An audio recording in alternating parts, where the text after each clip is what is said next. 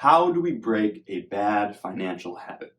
Last week, we looked at how to make a good financial habit, right? Which is based off of the habit loop, which we looked at 2 weeks ago. And this time we're going to look at how do we break bad financial habits. So you remember from last week that to create a good one, you have to follow the 4 laws, which James Clear talks about in his book, Atomic Habits, which are to make it obvious, to make it attractive, to make it easy, and to make it satisfying. So if we want to break a bad financial habit, we need to do the opposite of all those things, the inversion of those 4 laws, which are to 1, make it invisible, 2, make it unattractive, 3, make it difficult, and 4, make it dissatisfying. Okay, so how do we think about a bad financial habit and how we can change that? So 2 weeks ago, when we were exploring how habits worked, we talked about maybe the bad habit of getting coffee from Starbucks every day, and before you know it, you're spending $100 plus every month on coffee that you could be making for 20 cents at home, right? And there's a lot of calories, there's a bad health habit and a bad financial habit.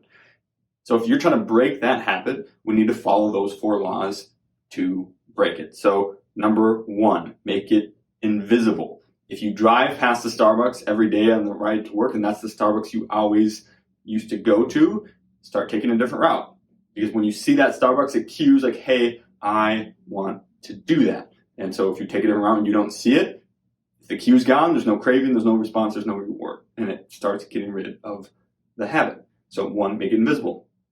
2, make it unattractive, right? So it causes a craving. Anytime you drink Starbucks, it causes a craving to want more. So one way you can do it is make a coffee at home, right? Bring it with, still stop at the Starbucks one last time and ask for a few ice cubes for your hot drink. Throw the ice cubes in there, and then all of a sudden you're drinking a lukewarm coffee from the beginning. It's not attractive anymore. It's unattractive. Nobody wants to drink, like you can have cold coffee or you can have hot coffee. Nobody likes lukewarm coffee. And so you can make the coffee unattractive. Do that once or twice, and then that's the one that you focus on. So instead of craving the good coffee, you focus on how nasty the last couple of coffees you have had, and it starts to make it unattractive.